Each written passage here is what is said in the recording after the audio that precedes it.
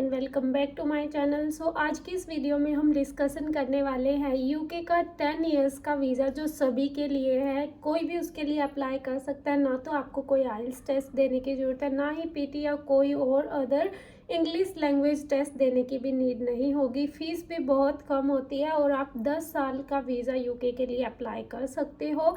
With your family आप इधर आ सकते हो। उसके लिए क्या क्या एलिजिबिलिटी रिक्वायरमेंट्स रहेंगी, कैसे आपने अप्लाई करना है और कितनी इजी और हार्ड प्रोसेस है, और फीस किस किस चीज़ पे डिपेंड करेगी, कितने आपको फंड शो करने पड़ेंगे, वो सारा डिस्कशन हम आज की वीडियो में करने वाले हैं। Moving ahead, if you are new to my channel don't forget to subscribe this channel and if you like my video do like share the video. So अगर मैं डिस्कस करूँ इस वीज़ा के बारे में, कौन सा वीज़ा है, कैसे आप लोग अप्लाई करोगे, तो ये कोई और वीज़ा नहीं बल्कि यूके का विजिटर वीज़ा है, जिसके लिए आप 10 इयर्स तक भी अप्लाई कर सकते हो।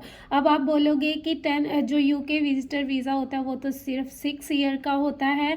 जी नहीं, ये आपका डिपेंड करता है फ़ीस पे। अलग अलग के हिसाब से आपकी फ़ीस अलग पे होगी। यूके विजिटर वीज़ा आपका 6 मंथ का भी होता है, 8 मंथ का भी होता है और 1 ईयर का भी होता है, प्लस आपका 10 इयर्स का भी मैक्सिमम होता है। बट उसके लिए फ़ीस रिक्वायर्ड, जैसा कि आप देख सकते हो, अलग अलग रहेंगी। अगर आप 10 ईयर के लिए अप्लाई कर रहे हो तो आपके पाउंड 963 जो रेट है वो फ़ीस लगेगी आपकी, जो कि अगर हम देखें इंडिया के अकॉर्डिंग वो आपके 1 लाख रुपीज़ के आसपास बनेंगे।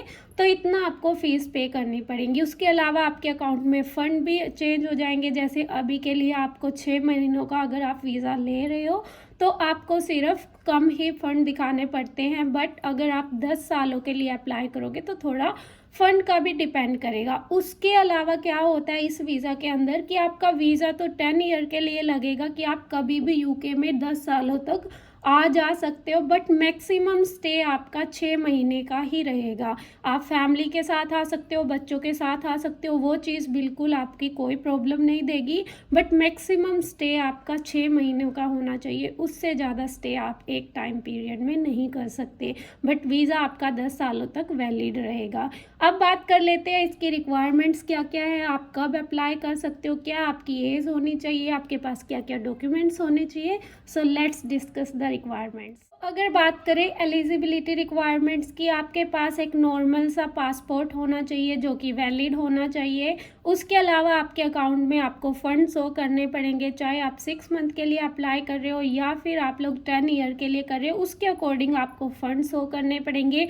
और फंड बहुत ही आपके मैटर करते हैं वीज़ा के अंदर। अभी रिसेंट में एक हुआ था कि ना उनको 4000 पाउंड फंड शो करने थे, वो गलती से 400 शो हो गए, तो उनका वीज़ा जो है रिफ्यूज़ हो गया था। तो आपने फ़ंड दिखाते हुए जब भी आप शो करते हो अपने कवर लेटर में अच्छे से लिखना है कि आपके पास इतने फ़ंड है जिससे कि आप अपने आप को सपोर्ट कर सकते हो। जब आप यूके में आओगे तो आपके पास इनफ मनी है।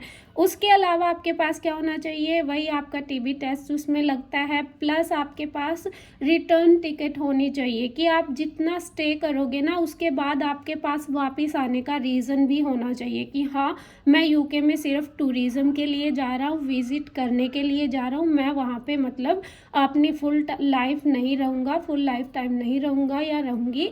आप लोग यहाँ पे विज़िट करने आ रहे हो, आपके पास एक वैलिड रीज़न होना चाहिए उसके पीछे कि आप यूके में ये वीज़ा क्यों ले रहे हो, विज़िटर वीज़ा किस चीज़ के लिए आप विज़िट कर रहे हो। अब वो भी आपके अलग अलग हो सकते हैं।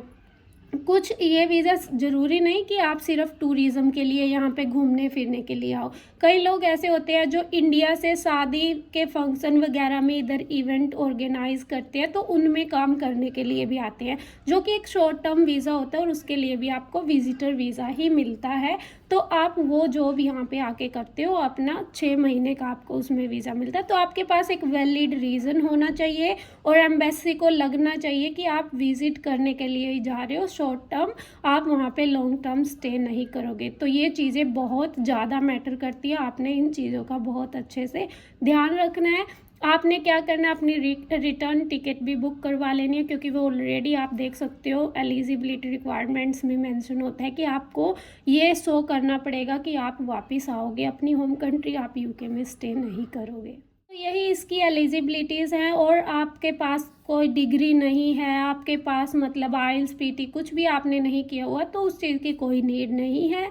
कोई भी जो है इस वीज़ा के लिए एलिजिबल होता है, सिर्फ उसके पास एक वैलिड पासपोर्ट होना चाहिए, खुद को सपोर्ट करने के लिए इनफ मनी होनी चाहिए, मींस फंड दिखाने होने चाहिए। वो चीज़ अगर आपके पास है तो आप इजीली यूके में इस वीज़ा पे लैंड कर सकते हो। अब बात आती है कि आप इस वीज़ा पे यूके में क्या कर सकते हो, क्या नहीं कर सकते। तो जब भी आप यूके में इस वीज़ा पे आओगे, आप यूके में कहीं पे भी घूम सकते हो, फ्रीली यहाँ पे विजिट कर सकते हो, अपनी फैमिली को अपने साथ लेके आ सकते हो, बच्चों के साथ आ सकते हो आप, उसमें कोई भी रोक टोक आपको नहीं होगी।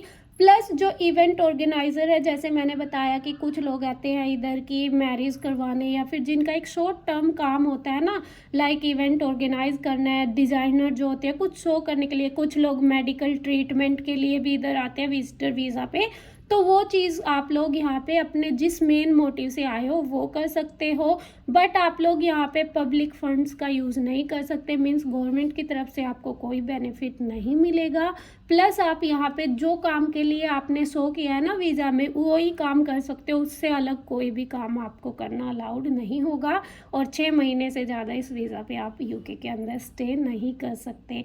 तो इन चीज़ों को ध्यान में आपने रखना है, तभी आपका वीज़ा यहाँ पे वैलिड माना जाएगा और आप यहाँ पे फ्रीली विजिट कर सकते हो। इसके अलावा एक और क्वेश्चन है जो मेन रहता है, बहुत सारे लोगों की क्यूरी होती है कि क्या आप इस वीज़ा को एक्सटेंड करवा सकते हो। बिल्कुल करवा सकते हो, बट एक वैलिड रीज़न आपके पास होना चाहिए। फॉर एग्जांपल, अगर आप एक शॉर्ट टर्म स्टडी के लिए, एकेडमिक्स पर्पज़ के लिए ये अप्लाई कर रहे हो, आप यहाँ पे आपने कोई सर्च करनी है उसके लिए आ रहे हो, और आपकी वो रिसर्च जो है 6 महीने के अंदर कंप्लीट नहीं होती, तो आपको एक वैलिड रीज़न और प्रूफ के साथ यूकेवीआई को ये शो करना पड़ेगा, तो आपका वीज़ा एक्सटेंड हो जाएगा। सेम विद मेडिकल पर्पज़, अगर आप किसी मेडिकल ट्रीटमेंट के लिए आए हुए हो तो भी आपका वीज़ा एक्सटेंड हो जाता है, बट वैलिड आपका क्या होना चाहिए, रीज़न होना चाहिए, तभी आपका वीज़ा जो है एक्सटेंड हो पाएगा। अब बात आती है अप्लाई कैसे करना है। तो आप यूके गवर्नमेंट की वेबसाइट पे जाके ईजिली और नॉर्मली अप्लाई कर सकते हो। जस्ट आपको अपनी जो इन्फॉर्मेशन है,